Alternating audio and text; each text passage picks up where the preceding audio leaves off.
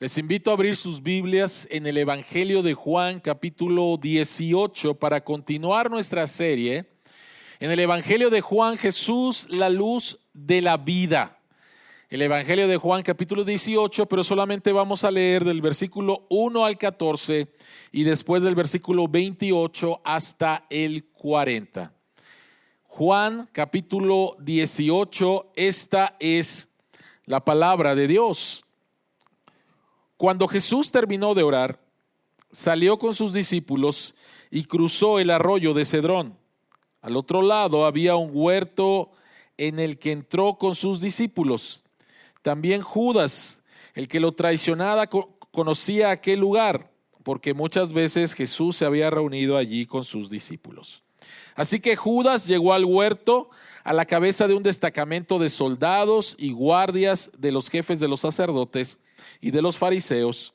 Llevaban antorchas, lámparas y armas.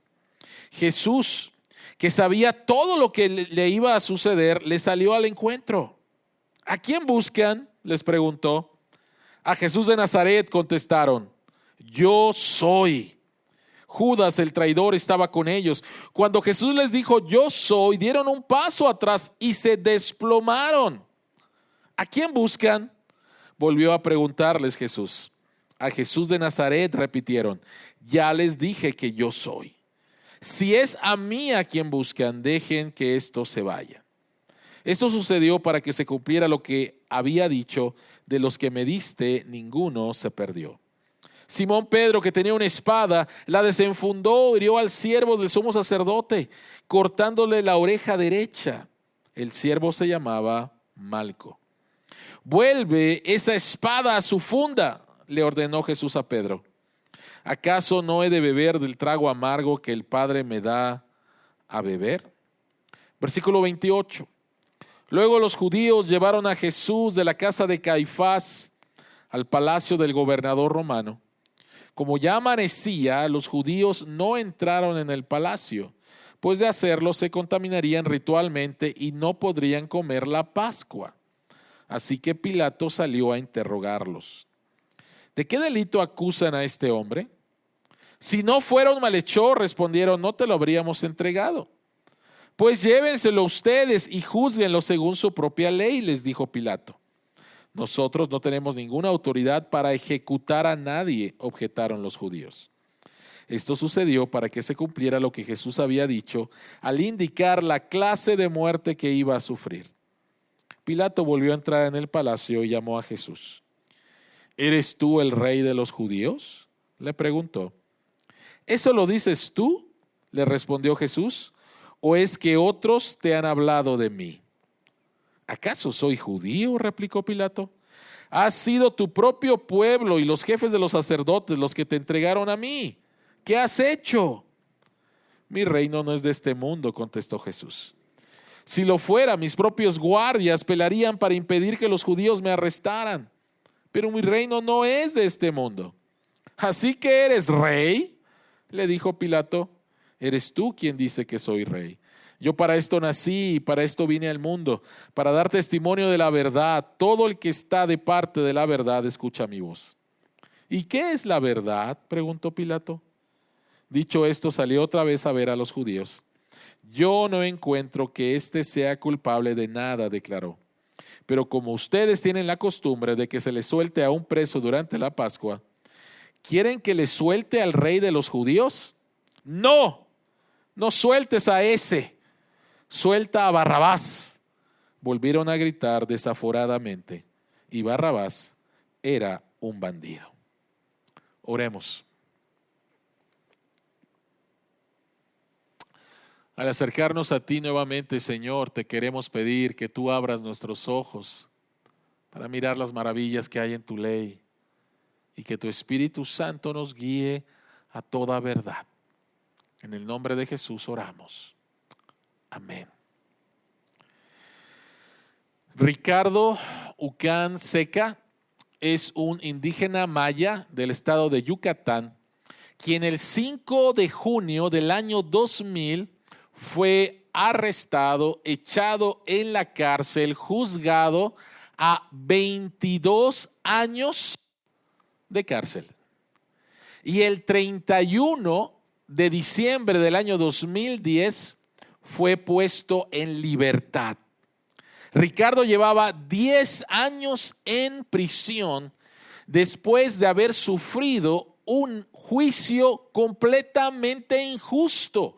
Una de las cosas que hicieron fue que no le dieron un traductor, que es una de las garantías que otorga nuestra Constitución a las personas que su primer idioma no es el español.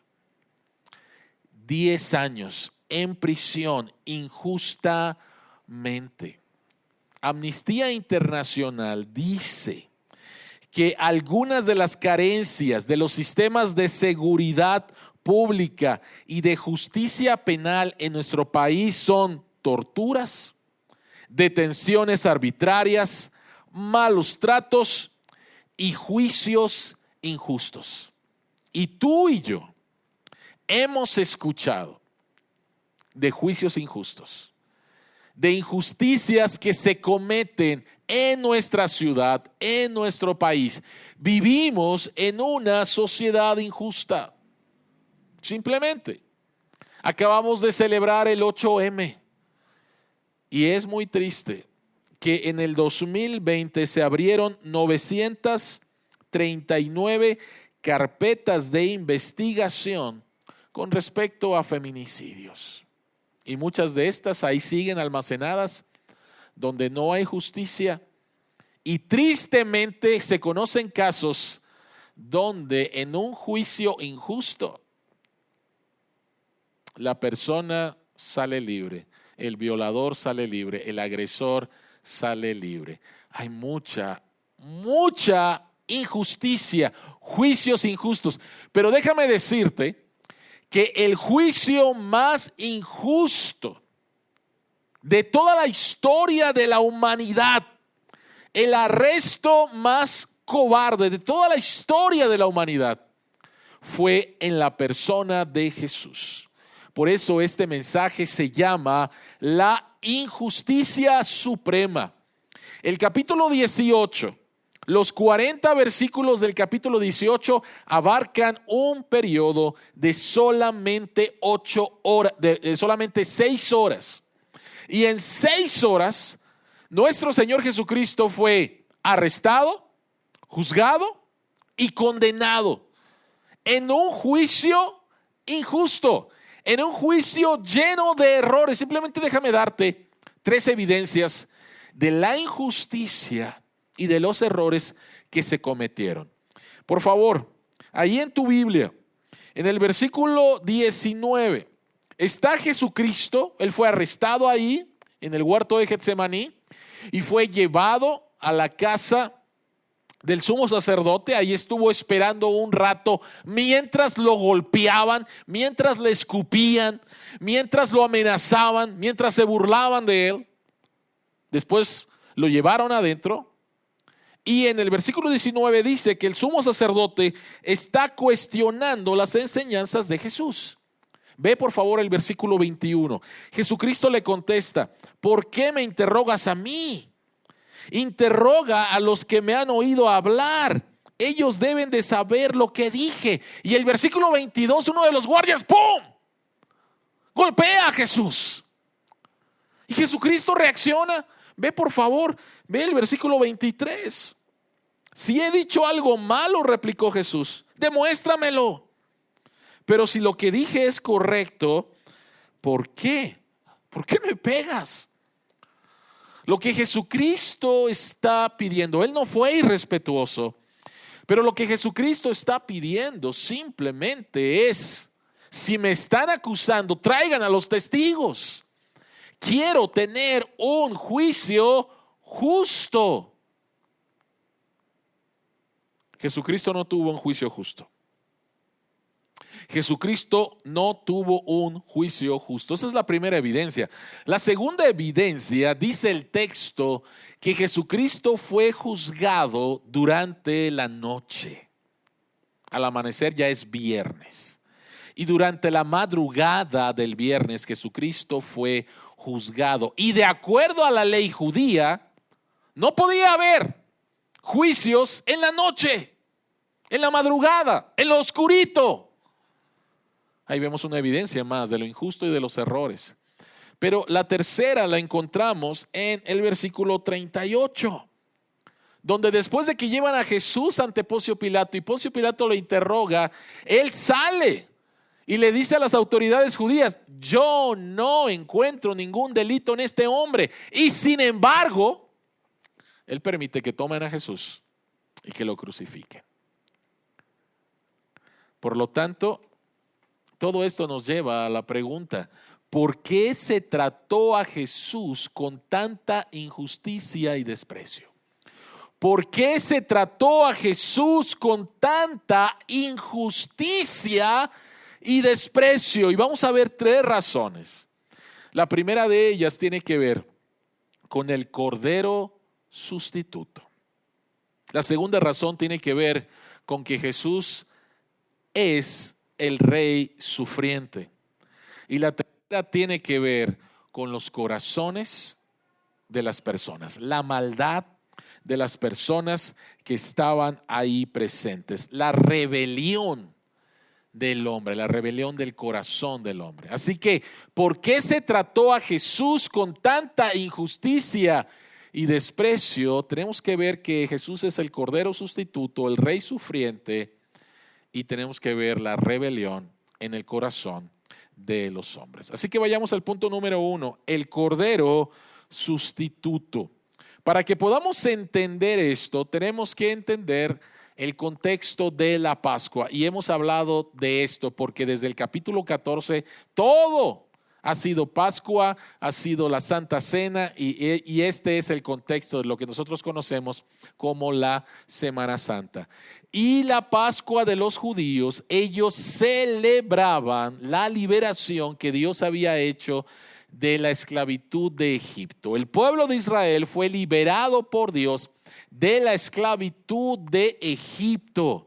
Y Dios les había enseñado que tenían que celebrar una cena en la cual tenían que sacrificar a un cordero sin mancha, sin defecto, y la sangre del cordero tenían que untarla en la puerta para que así la familia pudiera salvarse, porque esa noche el ángel de Jehová iba a pasar, eso significa Pascua, pasar, e iba a traer juicio sobre los primogénitos.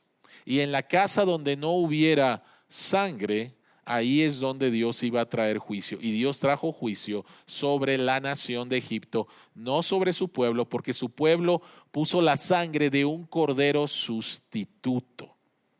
Ahora, es importante de recordar que desde ese tiempo, todos los años, el pueblo de Israel celebraba la Pascua. Y cuando Jerusalén llegó a ser la capital de la nación de Israel en el reinado de David, y después que se instauró el templo de Salomón, entonces los judíos subían a Jerusalén para celebrar la Pascua, se sacrificaba un cordero y después ellos cenaban a ese cordero.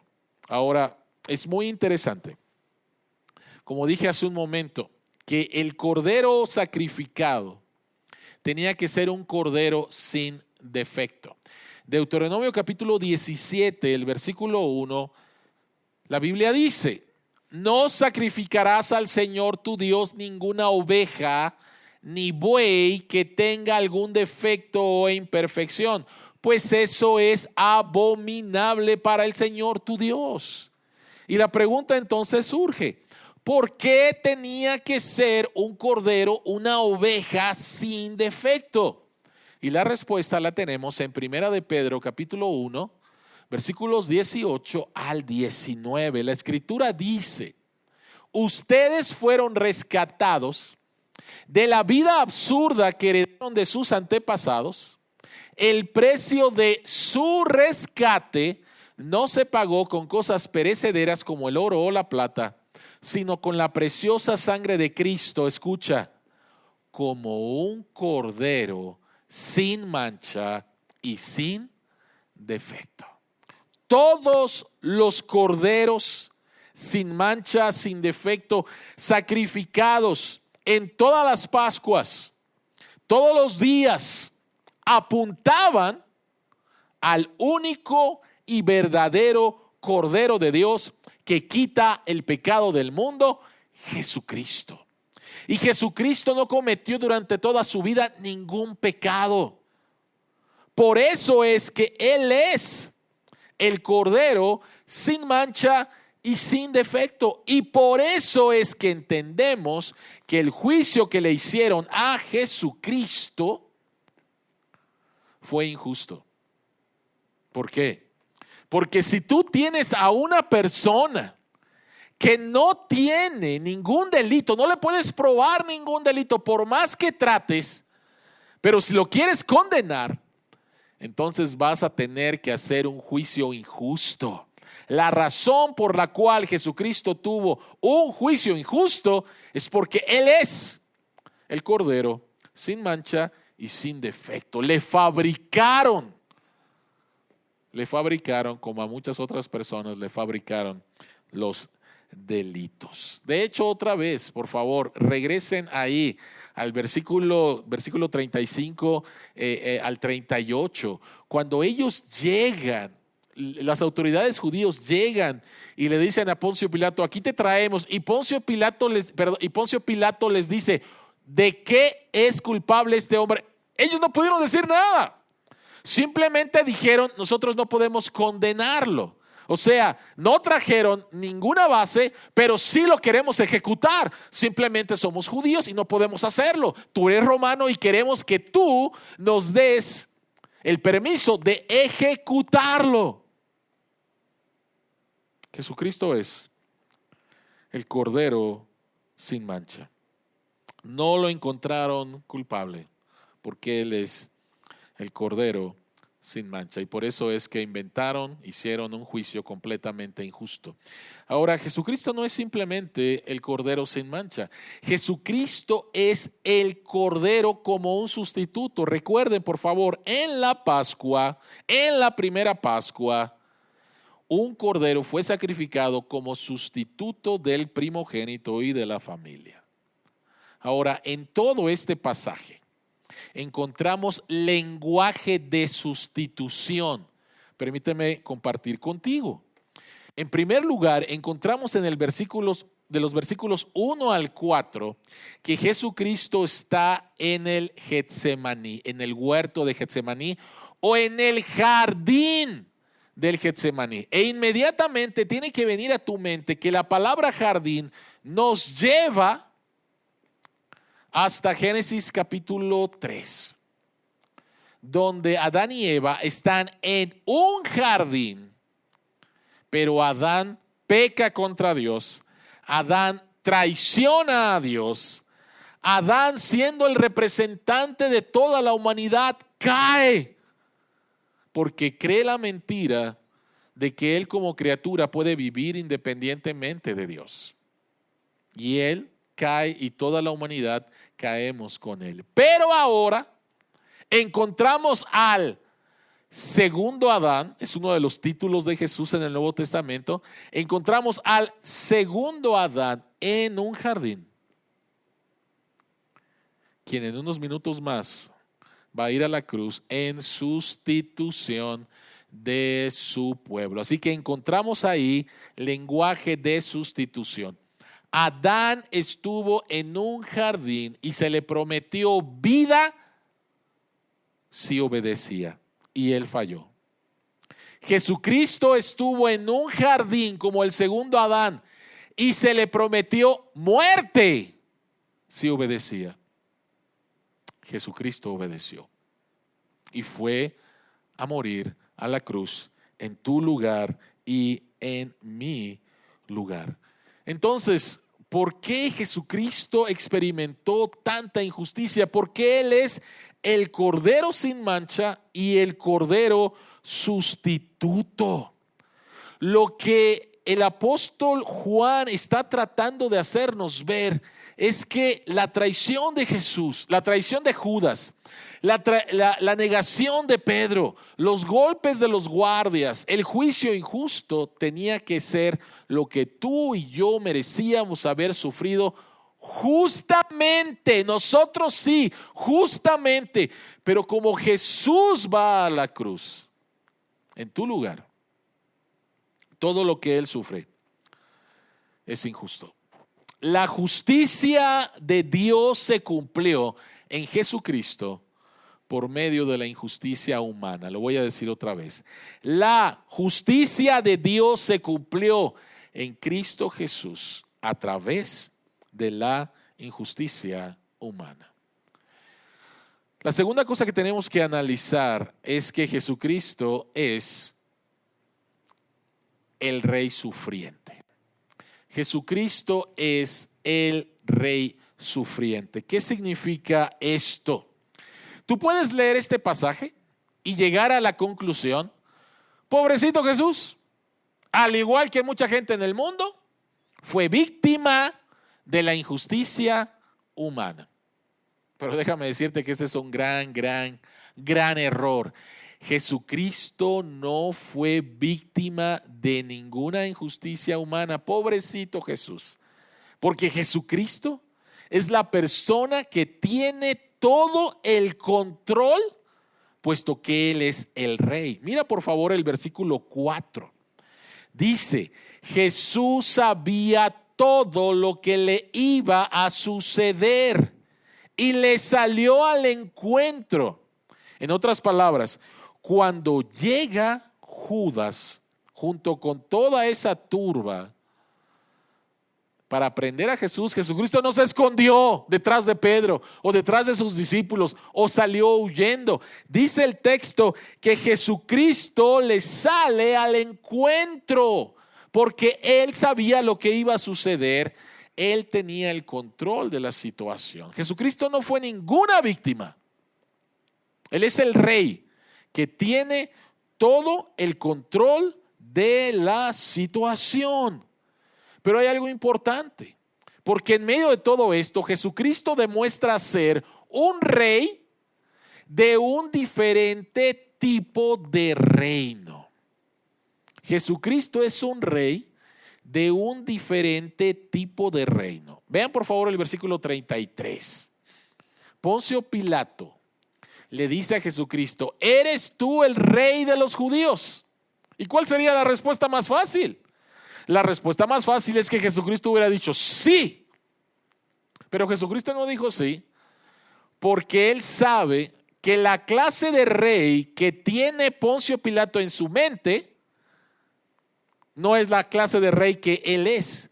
Si Jesucristo le hubiera dicho sí, entonces Pilato se hubiera hecho una idea completamente equivocada. Por eso es que Jesucristo no le contesta sí. Jesucristo le contesta en el versículo 36: mi reino no es de este mundo. Si lo fuera, mis propios guardias pelearían para impedir que los judíos me arrestaran, pero mi reino no es de este mundo. Entonces Jesucristo está diciendo que su reino es diferente. Todos los reinos del tiempo de Jesús y hasta el día de hoy, la mayoría de ellos, se forjan por medio de la fuerza o de la violencia contra otros. Simplemente ve la historia. Todos los reinos del mundo se forjan por medio de la fuerza o de la violencia contra otros. Y Jesucristo dice: yo no soy esa clase de rey y ese no es mi reino. El reino de Dios no va a venir por la violencia contra otros, sino por la muerte del rey.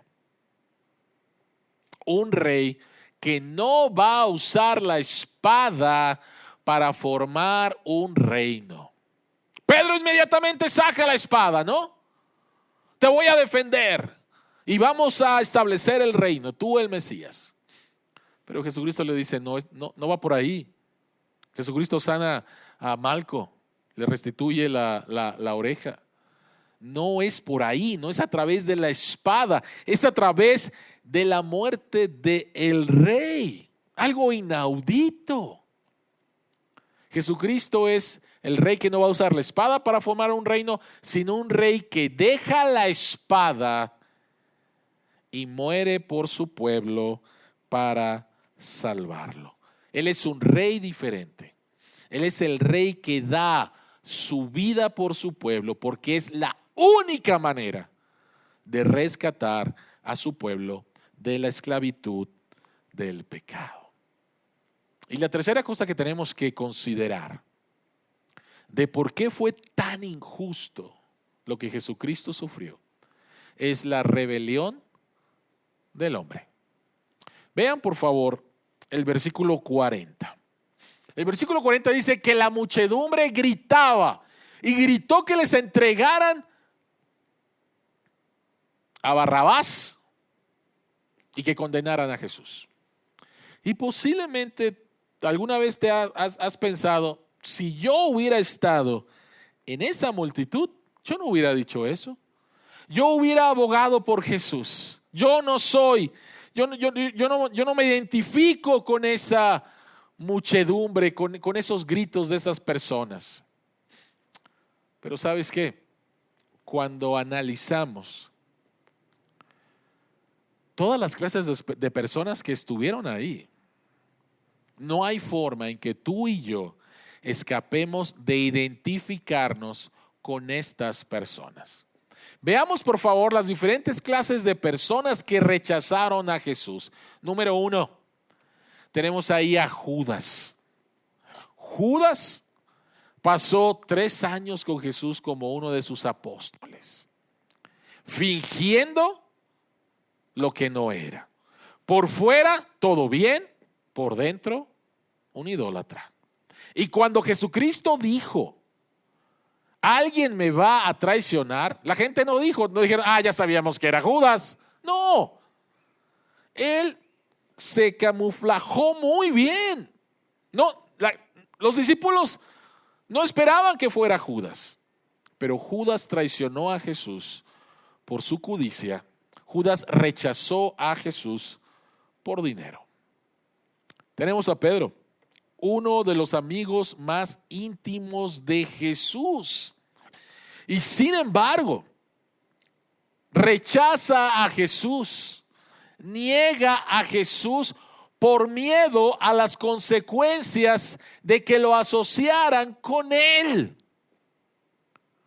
Pedro prefirió el confort a permanecer firme y no negar a Jesús. Veamos por favor al sumo sacerdote representando a la élite religiosa, a las personas buenas, a las personas morales. Y sin embargo, ellos rechazan a Jesús porque no quieren perder el control. No quieren perder el control que tienen sobre el pueblo de Israel. No quieren ser opacados por Jesús y ellos lo rechazan porque no quieren perder el control. Y Poncio Pilato rechaza a Jesús por el poder. Poncio Pilato representando al imperio romano y le traen a Jesús desde su punto de vista, rey, y mira nada más, y nadie viene a defenderlo. No es una amenaza para el imperio romano. Rechaza a Jesús de una manera injusta, lo entrega a las autoridades judías. Él permite que Jesucristo sea crucificado. Así que al ver todas estas personas, podemos darnos cuenta que las razones por las cuales rechazaron a Jesús fueron por razones completamente egoístas. Razones que tú y yo conocemos perfectamente bien. Y por lo tanto, nos podemos identificar con estas personas.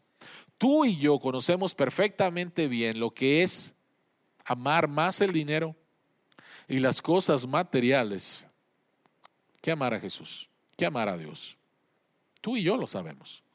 Tú y yo sabemos perfectamente bien lo que significa el confort, el estar en nuestra zona de confort y rechazar a Jesús por el bien de otros y por el bien de que el reino de Dios crezca. Lo sabemos muy bien, yo prefiero mi confort a sacrificarme. Tú y yo sabemos perfectamente bien lo que significa perder el control y no querer perderlo. Y el entregarme a Dios significa que yo ya no voy a tener el control. Entonces no quiero perder el control, prefiero quedarme con el control. Tú y yo lo sabemos bien. Y tú y yo sabemos bien lo que significa que no queremos perder el poder y queremos que otras personas nos rindan cuentas a nosotros en lugar de que nosotros le rindamos cuentas a Dios. No queremos perder el poder. Por lo tanto, tú y yo somos Judas, tú y yo somos Pedro, tú y yo somos la élite religiosa, tú y yo somos Poncio Pilato. Conocemos muy bien esto. Y esto surge del corazón humano, de la rebeldía del corazón humano. Por lo tanto, ¿dónde está la respuesta? ¿Dónde está la respuesta? Bueno, la respuesta está en someterse a Jesucristo como el Cordero y el Rey. Someterse a Jesucristo como el Cordero y el Rey.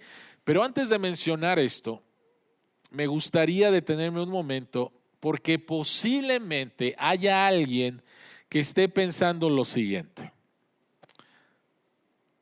Yo quiero seguir los pasos de Jesús.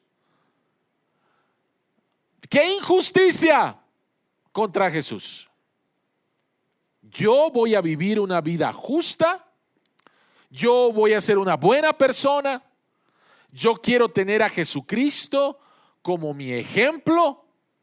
Y entonces no voy a ser injusto y voy a luchar por la justicia. Bueno, si eso crees que puedes sacar de este mensaje, déjame decirte que estás muy equivocado. Si tú crees que Jesucristo murió en la cruz para ser ejemplo, estás equivocado y eso se llama moralismo. El moralismo cree que la razón por la cual Jesucristo murió en la cruz es simplemente para ser un ejemplo de un gran hombre. Y punto. Y entonces mucha gente sí, vamos a seguir a Jesús. Pero déjame decirte que si sigues esta idea del moralismo, a Jesucristo como un ejemplo y yo quiero ser como Jesús, tus razones son equivocadas. Tus razones son completamente equivocadas. Número uno, porque te quieres ganar a Dios. Número dos, porque quieres que otras personas hablen bien de ti. Y número tres, porque tú te quieres sentir bien contigo mismo. En otras palabras, tus razones para ser una persona justa, buena como Jesús, es que tú quieres ser el centro. Y es tu propio egoísmo. Y ese es precisamente el problema de la rebeldía del corazón humano, el hombre como el centro de todo.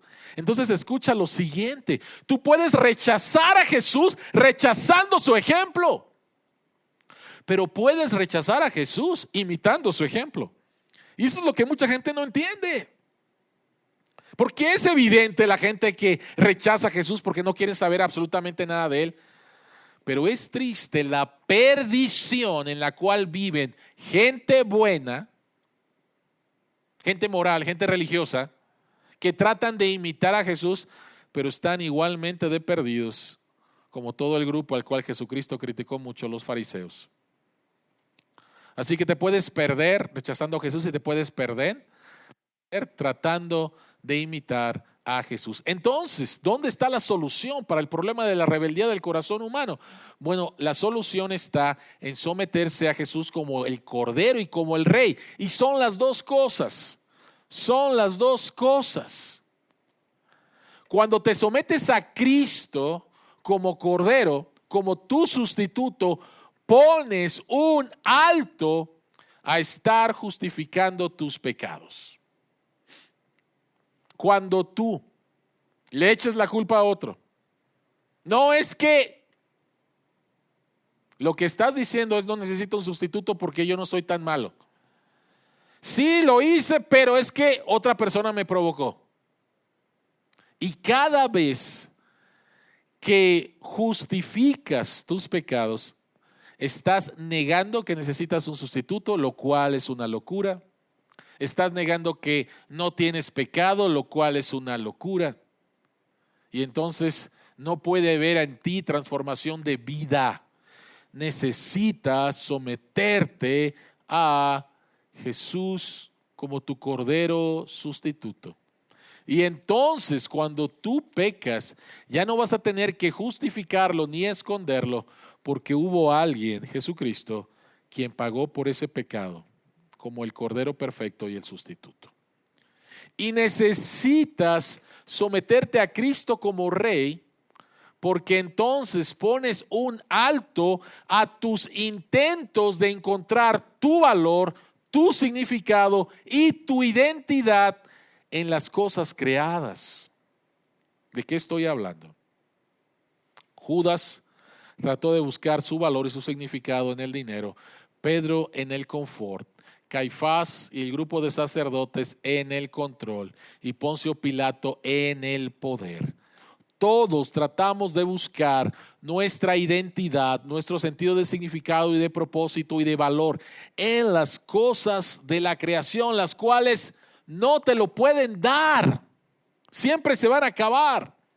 Pero entonces, si tú te sometes a Jesucristo como tu rey, Él te da una nueva identidad basada en Él, basada en su amor, que no puedes perder. Por lo tanto, tú puedes vivir sin tener el control, sin tener el poder, sin tener confort, sin tener el dinero. Y Dios hace una transformación en ti para que puedas amar a otros y para que puedas darle a otros poder, control, confort y dinero. Eso es lo que hace el rey cuando tú te sometes a Él. Te da una vida nueva que no depende de las circunstancias. Te da una identidad nueva que es completamente segura en Él. Posiblemente alguien se ha estado preguntando, ha estado pensando en lo siguiente. No es cierto que Jesucristo sufrió el juicio más injusto en toda la historia, porque yo conozco casos peores. Déjame decirte lo siguiente, es cierto. Posiblemente hay casos peores. Si a Jesucristo en 6 horas lo arrestaron, juzgaron y condenaron, posiblemente hay personas que en menos horas lo hayan hecho. Pero déjame decirte cuál es la más grande diferencia. La más grande diferencia es esta: que todo ser humano que ha sufrido un juicio injusto es un pecador. Todo ser humano, hombre o mujer, que ha sufrido injusticia en esta tierra es un pecador. Pero el único hombre sin pecado fue Jesús. Y Él tenía todo el poder para hacer callar a sus acusadores. Y sin embargo no lo hizo. Porque como dice el profeta Isaías, enmudeció y fue a la cruz. Porque era la única manera de salvarte, de darte nueva vida. Era la única manera. Por eso es la grande diferencia. Querida iglesia, por un lado, sigamos agradeciendo a Dios que a través de la injusticia humana, nosotros seres humanos injustos fuimos salvados. Y si tú no estás seguro de conocer a Jesús, quiero invitarte el día de hoy. Ven, arrepiéntete y recibe a Jesucristo como tu cordero sustituto y como el Rey que dio su vida para que tú tuvieras vida. Oremos. Gracias, Señor, por tu palabra.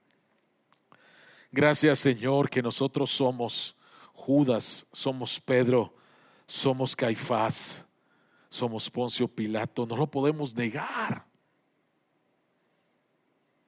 Y si lo negamos, Señor, entonces estamos negando que necesitamos un sustituto, entonces Cristo no puede hacer nada para nosotros.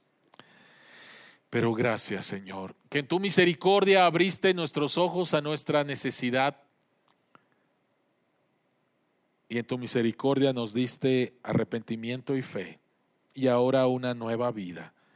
Permítenos, Señor, proclamar las buenas noticias del Evangelio, que hay salvación, que hay nueva vida, que hay verdadera justicia en Jesús, el Cordero sufriente, el Cordero inmolado, el Cordero sustituto, y en Jesucristo, el Rey sufriente, el Rey que dio su vida para la salvación de su pueblo. A ti sea toda la gloria en Jesucristo. Amén.